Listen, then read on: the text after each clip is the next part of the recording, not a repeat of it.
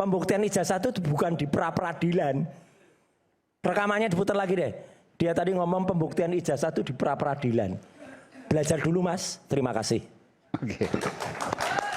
Silakan Bung Al-Katiri. Terima kasih. Jam berapa? Ya, memang 3,5 jam ya. Tidak bicara dan tidak mengomentari. Tapi karena saya adalah lawyernya Ibu Tifa ya. Tapi sebelum saya bicara itu, karena tadi ada pembicaraan hukum ya. Jadi saya terusik untuk berkomentar tentang itu. Satu hal lagi, pra-peradilan yang dilakukan oleh Mas Roy itu dampaknya luar biasa. Dampaknya luar biasa? Dampaknya Kenapa? luar biasa. Karena begini, jika ditemukan nanti ada bersalah, ada pelanggaran undang-undang atau kewenangan, maka pasal 23 di KUHP yang baru ini harus diterapkan. Yaitu jika penyidik atau penyelidik di luar kewenangannya atau di luar undang-undang atau apa namanya tupoksinya ya, maka dapat dimasalahkan secara administrasi, etis, bahkan dapat dipidanakan. Penegak hukumnya? Iya. Oke, tapi saya tanya, kalau memang begitu berarti kenapa Dokter Tifa mencabut pra-peradilan itu? Karena Dokter Tifa itu hubungannya dengan penahanan, bukan yang lain. Sementara Memang Mas Roy? sepakat lain, Prapitnya itu petitumnya lain. Jadi begini, penggeledahan. beda. Materinya beda. Dokter Tifa kemarin soal penersangkaan, kemudian penahanan. Saya kan soal yang kemudian penangkapan dan lain sebagainya. Iya. Jadi beda. Memang, kita saling menghormati. Memang dari awal. Tapi ini bukti bahwa saling mendukung. Oh, saling mendukung. Dari awal, jika ada penahanan, maka kita lakukan prapit. Tapi faktanya tidak ada penahanan. Jadi menurut Ibu Tifa tidak ada korelasinya lagi untuk prapit. Itu sudah disepakati lah oleh semuanya. Oleh sebab itu langsung ke pokok perkara. Dan sudah dijadwalkan insya Allah tanggal 2 besok adalah sidangnya. Hari Kamis ya? Iya, untuk pembacaan dakwaan. Di PN Jakarta Timur pukul 10. PN Jakarta Timur pukul 10. Jam 9, oke. Yang kedua, yang masalah hukum lagi, sebenarnya sih tidak seharusnya ini sampai ke pengadilan. Dari awal, itu kalau saya boleh katakan, itu sudah cacat dalam kandungan itu. Kenapa saya namakan? Bahkan mati dalam kandungan, bukan cacat lagi. Karena peristiwa di Mabes itu belum selesai sampai saat ini. Yaitu penghentian penyelidikan di Mabes itu kan berdasarkan laboratorium. Pernah saya katakan di sini. Yang mana pelanggaran laboratorium itu ada aturannya. Secara formal, yaitu harus ada dilampiri dengan laporan polisi dengan nomor laporannya, ada BAP, kemudian ada berita acara penyitaan, yang mana berita penyitaan baik di KUHP lama maupun KUHP baru. Di KUHP lama itu pasal 1.16 itu jelas dinyatakan bahwa penyitaan itu adalah dalam taraf penyelidikan, penuntutan dan persidangan. Sedangkan kemarin baru Dumas. Nah itu sudah ada pelanggaran dan itu kami komplain. Dan komplain itu direspon. Masih diproses. Kenapa demikian? Seharusnya yang di Polda ini tidak boleh adanya laporan sebelum di sana selesai, karena berhubungan dengan beberapa kali yang katakan oleh Bang Refli, yaitu berhubungan dengan undang-undang PSK, perlindungan saksi dan korban. Kenapa demikian? Jika ada laporan, maka tidak boleh ada laporan balik sebelum inkrah. Itu pasal 10, yaitu Undang-Undang Nomor 31 2014. Tidak boleh. Nah, siapa yang tidak boleh dilaporkan? Pelapor dan saksi, jangan lupa. Dan beliau-beliau ini pada waktu ke UGM, beliau itu sebagai saksi. Jelas, bahkan kami ajukan sebagai saksi, walaupun beliau itu ahli, tapi kapasitasnya pada waktu itu sebagai saksi yang dilindungi oleh undang-undang PSK. Saya berapa kali bahkan kalau JPU sampai ini P21 kan berarti JPU juga melanggar undang-undang PSK ini. Ya kan? Sampai inkrah, sampai sidang, sampai Mahkamah Agung, jika itu tidak terbukti baru dilaporkan. Ini faktanya tidak. Itu ada suratnya dari Irwasum. Makanya pada waktu itu kami ke Irwasum, kenapa enggak prapit? Kami menjawab jawaban dari Irwasum. Satu, Yang kedua, ya kan, kenapa laporan ini, saya katakan bukannya cacat, tapi sudah mati dalam kandungan. Seharusnya laporan di Polda ini tidak ada. Yang kedua, yaitu RJ. RJ itu berdampak, ada konsekuensi. RJ itu mekanismenya diantaranya ada pencabutan laporan. Laporan itu ada nomornya. Laporan nomor sekian, baru SP3. Nah, sedangkan di dalam laporan itu dengan satu laporan isinya 8 orang. Nah, kalau dicabut kan harusnya kecabut semua. Oleh sebab itu, laporan di Polda itu adalah batal demi hukum. Seharusnya dari awal ya. Ini jangan disepelekan, itu fakta. Kemudian lagi yang ketiga ya. Sidang ini bakal lama, Mas. Mungkin 3 tahun mungkin. 3 tahun sidangnya? Iya. Kenapa? Nanti saya beritahu kenapa. Kemudian alasan kenapa alasan sidang ini bisa lama sebentar, sampai 3 tahun? alasan tidak ditahannya itu tadi kan disinggung. Ya, intinya lama sekali lah ini. Iya. Kenapa? Karena saksinya 135 orang. Dan itu harus dihadirkan semuanya? Ya, harus dong. Kalau tidak dihadirkan kenapa? Kan jadi pertanyaan. 135 orang, kemudian dari kita anggap aja 150. Oke. Kami biasanya tim kami itu 100 dari Pak Jokowi 130. iya, Dari pihaknya saya tidak Dr. tahu. Tifa sama Mas Roy Anggap kurang aja lebih keseluruhan 175 lah. Punya saksi dia, kita 130. Mereka nggak punya saksi kok. Kami sudah ajukan saksi. Enggak, saksi itu pada persidangan, Mas. Bukan pada penyidikan. Ya. Pada penyidikan. Tidak Saksi paham. dari pihaknya Betul, Mas saksi Roy dari bilang pihak- yang tidak paham ikut bicara. saksi buah Orang ini nggak usah dengerin lah. Saksi itu kami hadirkan Buang aja pada deh, waktu sampah. persidangan. berapa jumlahnya nanti? Tidak harus di BAP. Rencananya berapa? Kami berapa kira-kira? Kurang lebih 100? Ukur, kira-kira berapa dari kita? Sama kira-kira 150, 150. Anggap aja Oh, 150. luar biasa. Sebentar. Jadi hampir 300 lah. Kami itu sidang itu kalau tim kami 2 orang atau 1 orang itu sampai malam. Kami betul minta pertanggungjawaban mereka saksi-saksi sampai malam. Anton Permana yang kami pegang nggak sampai 15 orang, 1,5 tahun itu sidangnya. 66 kali, kebayang nggak ini? 150 keanggap aja 1 minggu sekali, kali 7 berapa? Tolong dihitung, 1.000 lebih. Sedangkan 1 tahun ini baru 36 hari. Jadi sidang ini sampai mungkin penggantian presiden tahun depan. Itu fakta. Kami akan buat seperti itu nanti. Jadi jangan dianggap enteng. Sebenarnya dengan menghadirkan banyak saksi, menghadirkan banyak bukti surat di sini, itu blunder buat mereka. Keuntungan buat kita. Dan ini sebenarnya baru start. Ini baru mulai, bukan akhir daripada cerita. Ini baru mulai. Karena kami pengacara boleh berbicara, boleh menggali, boleh menguji 709 ini. Jadi ini kami akan tanyakan ke Pak Jokowi semua ini. Apa contohnya? Ya contohnya ini KRS-nya, ijazah, oh banyak Mas. Bukan cuma ijazah. 709 ini yang akan berbicara nanti. Dan itu harus dipertanggungjawabkan. Itu pasti. Oleh sebab itu pada waktu Anton Permana balik lagi, pelapornya itu 5 kali kita hadirkan. Bukan cuma sekali, 5 kali. Sampai sore kata hakim sudah selesai. Belum, ya, kalau gitu minggu depan. Itu baru pelapornya. 1 bulan. Nah, apalagi ini. Jadi oleh sebab itu, kenapa jaksa tidak menahan? Saya paham. Seperti yang dikatakan. 1, ini sudah menjadi isu global.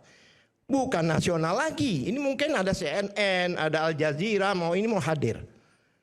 Isu global ini. Kemudian jaksa tidak mau mengambil alih bulian-bulian polisi.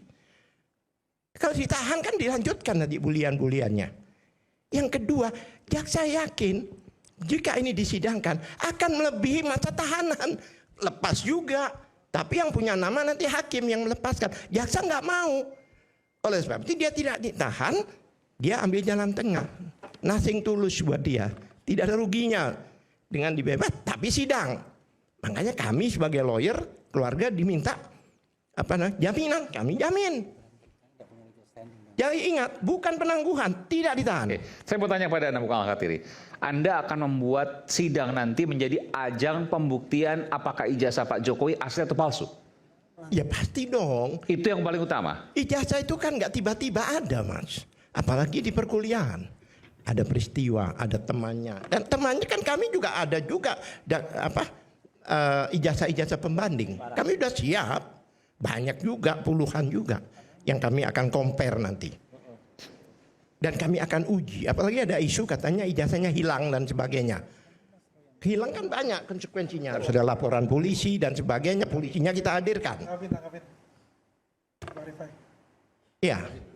Sebentar, saya belum selesai bicara. Dan saya sudah lama loh, jam 11 ini udah. Silakan. Tolong hargai. Ya. Satu hal lagi.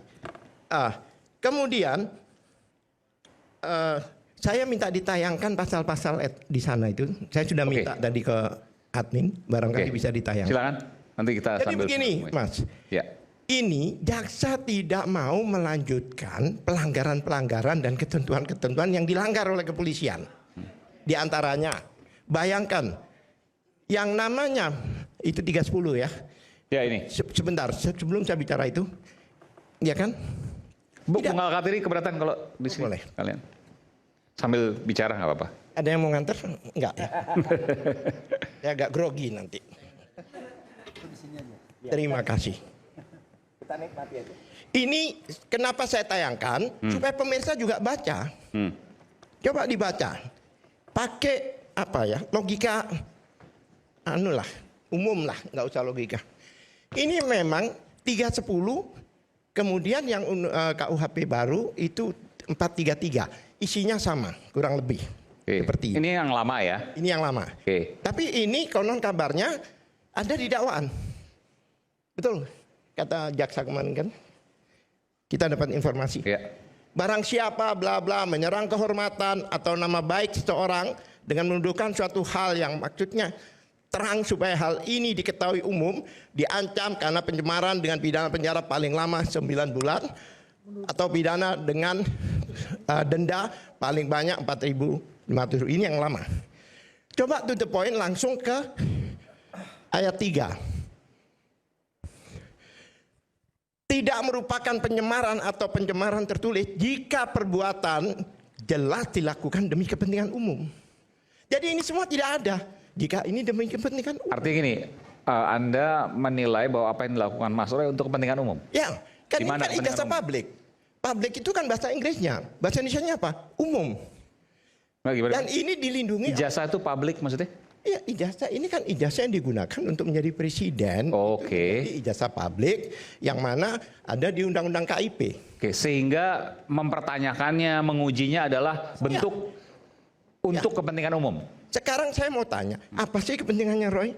Apa sih kepentingannya Tifa? Nggak ada. Semua untuk rakyat dan masyarakat. Karena sejak awal isu ini ada. Sampai ada persidangan yang 6 tahun itu dengan bukti fotokopi, kebayang nggak? Itu fakta. Coba ini zong ini.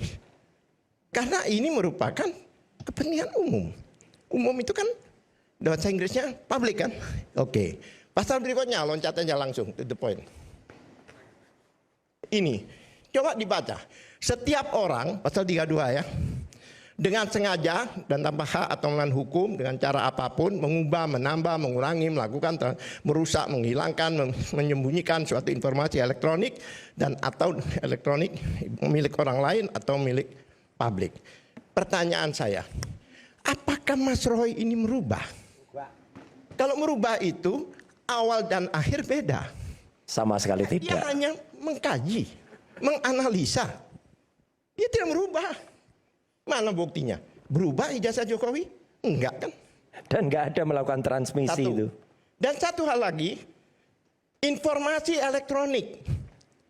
Jadi siapa yang memiliki informasi elektronik? Apa Jokowi pernah mengupload? Jadi informasi elektronik itu milik siapa? Milik Dian Sandi. Ngerti maksudnya? Jadi yang dimasakan bukan hanya dokumennya, tapi dokumen dan informasi elektronik. Jokowi tidak pernah mengupload. Nah, pertanyaan saya, Siapa yang memiliki informasi ini? Dian Sandi, bukan Jokowi. Saya mengupload fotonya Michael Jackson. Informasi elektronik. Milik siapa itu? Saya, bukan milik Michael Jackson. Ya kan, apalagi katanya Jokowi tidak mengakui, katanya itu ijazahnya. Lah, mau lebih jauh lagi. Inilah yang membuat jaksa itu lama. Bukan masalah bukti, bukan masalah unsur deliknya tidak kena. Pasal berikutnya. Ini pelajaran ya, gratis. Ya. Setiap orang dengan sengaja dan tanpa hak atau melawan hukum melakukan manipulasi, perubahan, menghilangkan, merusak informasi elektronik dan atau dokumen elektronik dengan tujuan agar informasi elektronik atau dokumen elektronik tersebut dianggap seolah-olah data yang otentik. Jadi dari sesuatu yang nggak benar dijadikan otentik. Berarti mereka ini berjasa membuat jasa yang palsu dijadikan otentik. Dan pasal ini jadi diterapkan, ini pengakuan dari pelapor bahwa ijazahnya palsu. Dirubah menjadi otentik. Ini masalahnya, Mas. Kalau kita cuma ngomong, masyarakat tidak tahu, makanya saya kasih tulisan. Supaya jelas. Ini. Oke, baik. Belum selesai. Belum selesai. Oke, satu poin lagi ya. Oke. Gak apa-apa. Hah, borongan. Iya. Puasa gak bisa. Satu poin lagi yang paling penting, silakan. Tapi saya ada beberapa pertanyaan nanti yang saya akan sampaikan ke Bung Rifai. Padahal saya sudah ngantuk loh. Iya.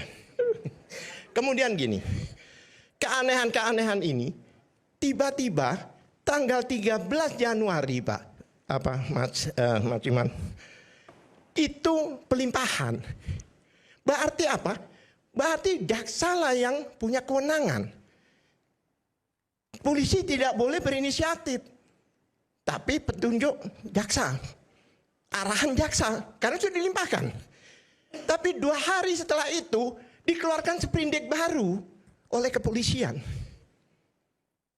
Terus tanggal 30 sprindik baru lagi dengan merubah pasal-pasal itu. Aneh kan? Ada yang dicabut. Contohnya yang 28 ayat 2 dan sebagainya, kemudian 27A. 27A ini adalah antivirusnya pasal 310. Saya jelaskan. Di dalam KUHP ya jelas bahwa ada namanya azas lex specialis derogat legi generalis. 27A ini unsurnya sama dengan 310. Sama. Tapi dengan elektronik. 310 tidak dengan elektronik. Walaupun ya kan dengan elektronik. Nah, berarti kekhususan seharusnya keumuman. Iya. Lex specialis derogat legi generali. Dari 310 ini tidak ada. Karena dimatikan. Ini dicabut, Mas. Karena sering kita gaungkan, dicabut. Karena dia membunuh 310. Kalau 310 tidak terbukti, 311 juga tidak terbukti. Itu berhubungan.